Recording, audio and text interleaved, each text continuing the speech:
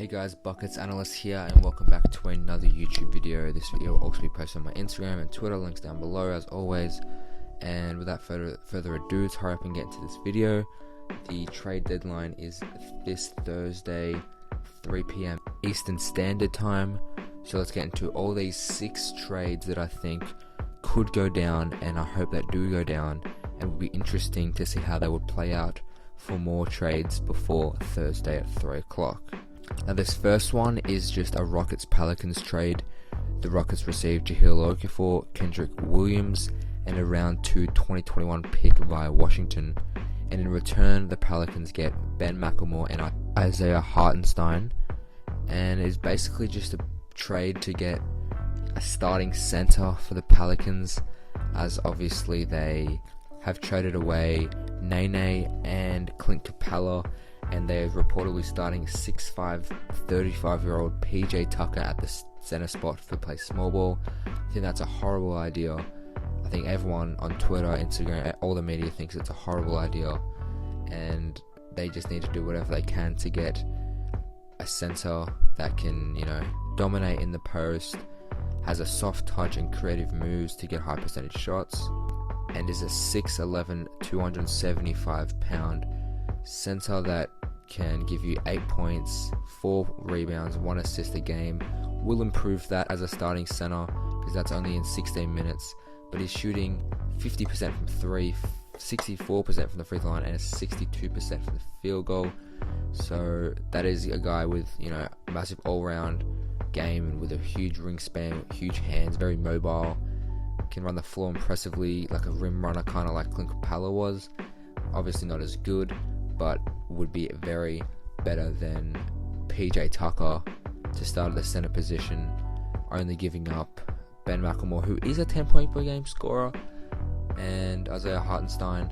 But I think it's definitely worth it, especially when you get the pick and Kendrick Williams for the 6'11" Jahlil Okafor. I think it's definitely worth it, especially on his $1.7 million contract. And also considering he's only got 1 year left, so you can get rid of that and look into the free agency for next season if things don't work out in the postseason, as I don't believe they will do. Now here in the second trade, we have the Spurs receiving Eric Bledsoe from the Milwaukee Bucks. In return, the Bucks receive Patrick Mills, Jacob Poeltl, a round 2 2020 pick, and a round 1 2021 pick. And it is obviously a win for both teams, to be honest. The Spurs need a veteran point guard. I like Bledsoe's play. I believe Bledsoe is very underrated, as well as Mills. Patty Mills is very underrated. Poeltl, 7'1" center. He would be great for the Bucks off the bench. Same with Patty Mills. And I think if Giannis is running the point, they've got a lot of other options. Chris Middleton, George Hill, Dante DiVincenzo, if I am saying that correctly. Wesley Matthews, Pat Connaughton. I'm sorry if I'm saying that wrong as well. Don't know how to pronounce that. Kyle Korver, a lot of guards. Sterling Brown when he comes on the floor. So they've got a lot of guards. And I think getting rid of Eric Bledsoe wouldn't be too bad, especially when you're gaining Patrick Mills, who is also 6'1" and can run the offense when they need to get Giannis off the ball or if Giannis is off the floor. I think this is just a great trade all around and a win for both teams. Third trade here is the Lakers and the Knicks. The Lakers receive Elfrid Payton, Alonzo Trier, a round 2 via Charlotte in 2020 and a round 2 via Charlotte 2021. In return, the Knicks receive Avery Bradley and Kyle Kuzma. Obviously both those players from the Lakers on the trade market in recent reports. I think the Knicks would definitely benefit with a young guy like Kyle Kuzma and a guy like Avery Bradley, who is a veteran guard, 6'3", can shoot, can distribute the ball, can play off the ball. And the Lakers definitely value Elfrid Payton and Alonzo Trier, obviously 2 second rounders as well. Get some talent or use them as trade assets. Also use the players as trade assets in the off season. But I think those would be great role players, as Kuzma's been very inconsistent, and I think we need a primary ball handler when LeBron is off the floor in Elfrid Payton, who I think is very good, and Alonzo Trier, obviously a young player with a lot of potential still and can be used as a trade asset, as he is young and the Lakers are definitely going for a championship now mode in the next few years to come, but he wouldn't be bad as a role player off the bench either. Trade 4 is the Pelicans and the Heat. The Heat receive Drew Holiday from the Pels, and the Pels receive Goran Dragic and Myers Leonard. No picks involved here. Straight up 2-for-1 trade. The Heat would definitely benefit, as I think Drew Holiday is much better than Goran Dragic, and I think the situation with Lonzo and Drew in the backcourt is just not really working.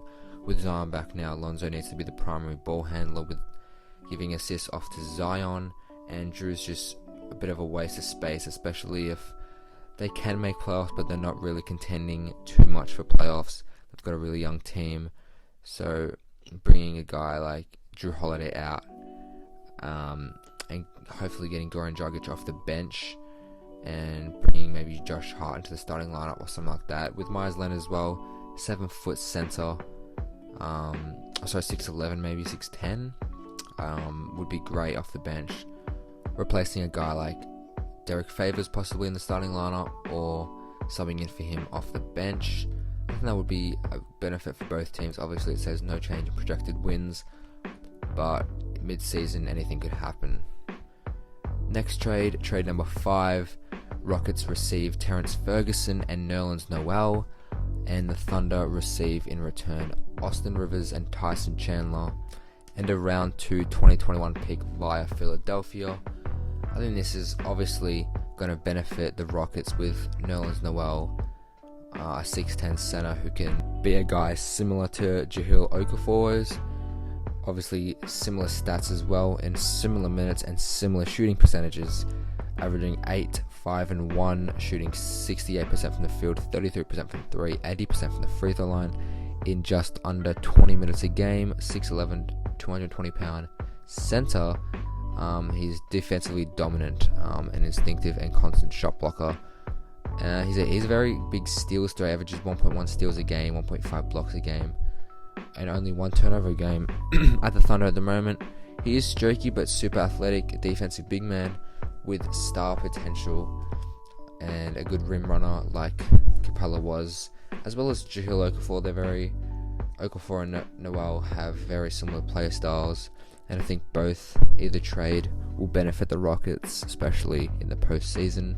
Terrence Ferguson, 6'6" shooting guard, just would be good off the bench as a role player at the moment, in replace of a guy like Austin Rivers.